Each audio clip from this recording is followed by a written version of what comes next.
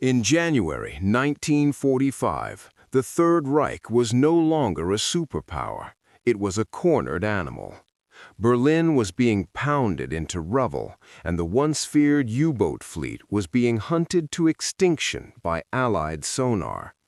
Yet, in the final, desperate months of the war, the Nazi High Command authorized Operation Caesar, a mission so secret and so dangerous that many of the men involved believed it was a one-way trip to hell.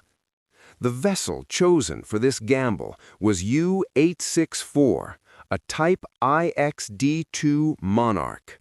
This wasn't your standard Atlantic raider. At over 280 feet long, it was an underwater freighter designed for extreme endurance and massive cargo loads. But U-864 wasn't carrying torpedoes for a combat patrol. It was carrying the future of the Axis powers. Tucked away in its specialized storage compartments were the blueprints and jet engine components for the Messerschmitt Me-262, along with guidance systems for the V-2 rocket.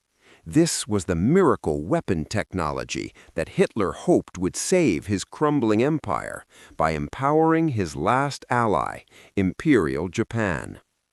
However, the most terrifying part of the manifest wasn't the jet parts. It was what lay beneath the floorboards.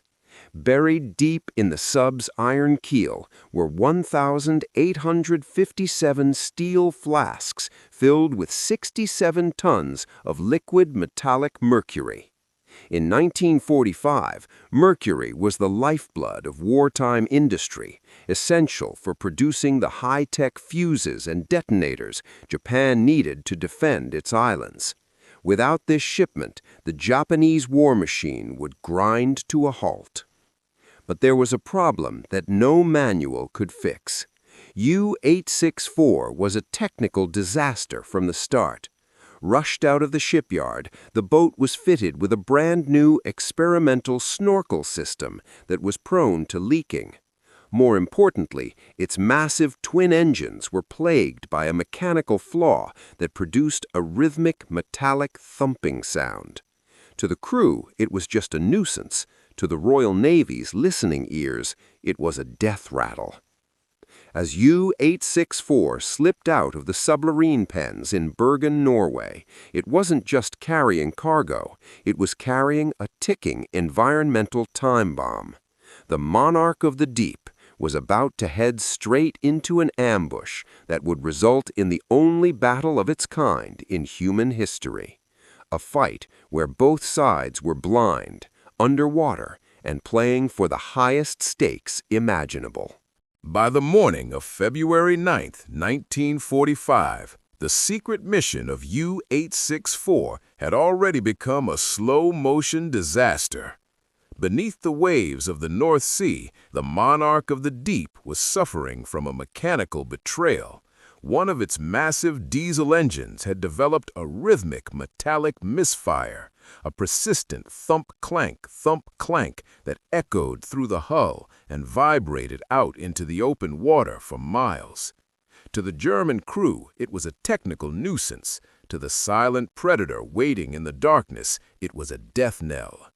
That predator was HMS Venturer, a British V-class submarine commanded by Lieutenant James "Jimmy" Launders.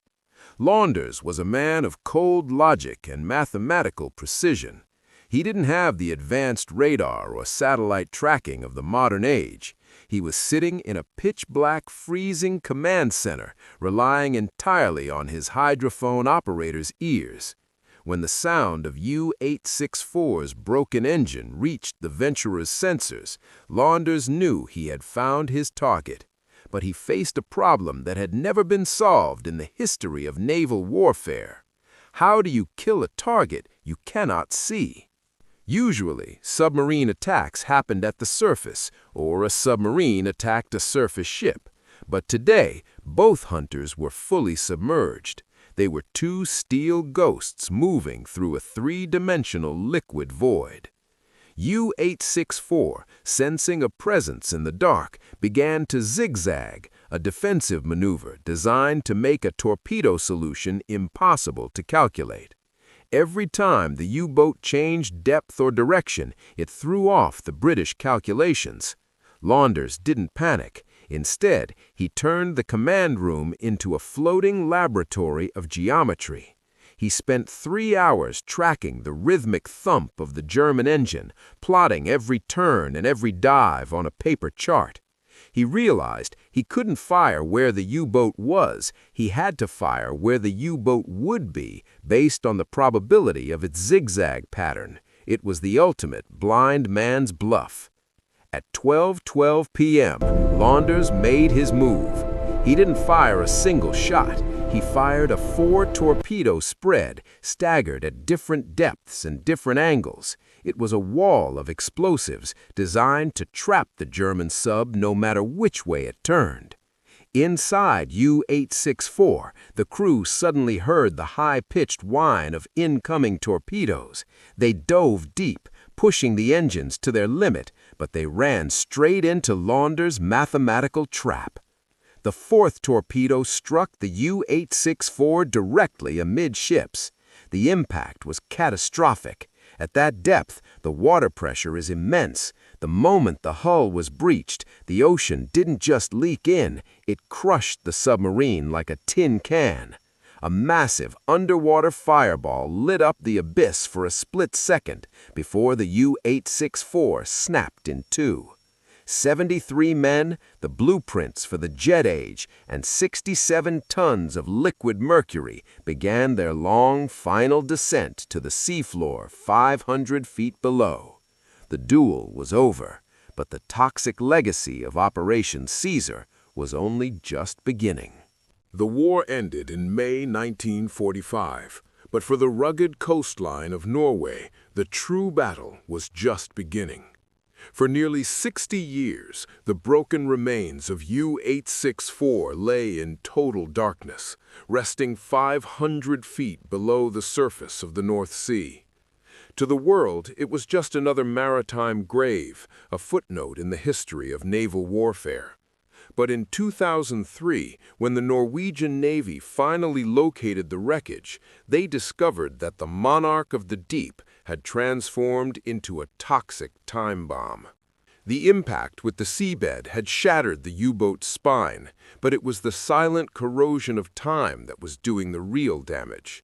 The 1,857 steel flasks of liquid mercury, once destined for Japanese detonators, were now rotting. Each flask was designed to withstand the pressure of a submarine mission, not a century of saltwater immersion. The mercury began to seep out, mixing with the seafloor silt and creating a massive hot zone of contamination that was spreading with the ocean currents. This wasn't just a local problem, it was a biological catastrophe. In the ocean, liquid mercury undergoes a terrifying transformation called methylation. It turns into methylmercury, a highly toxic organic compound that is easily absorbed by plankton and small fish. From there, it moves up the food chain, getting more concentrated with every step. The crabs, cod, and haddock that the local Norwegian fishing communities relied on were now being infused with a Nazi poison that refuses to degrade. The Norwegian government was caught in a technical catch-22 that has lasted for over 20 years. If they try to raise the wreck to remove the mercury, the fragile hull might disintegrate, causing a massive instantaneous spill that would kill the regional fishing industry overnight. But if they leave it alone, the slow leak will continue for the next 100 years, slowly poisoning the North Atlantic. In a move of pure engineering desperation, Norway decided on a controversial solution: entombment. They began a massive operation to cover the wreck and 47,000 square meters of the surrounding seabed with a thick layer of special sand and rock. The goal was to cap the poison, burying the U-boat in a man-made mountain to prevent the mercury from escaping into the water column. Today, U-864 is a ghost that refuses to stay buried. It is a haunting reminder that the weapons of war have a lifespan far longer than the men who fired them. The blueprints for the jet engines are long gone, dissolved by the sea, but the 67 tons of liquid death remain. It is a story of a mission that failed in 1945, but whose lethal cargo is still trying to claim victims 8 decades later. The war is over, but for the people of Norway, the watch over the poison sub never ends.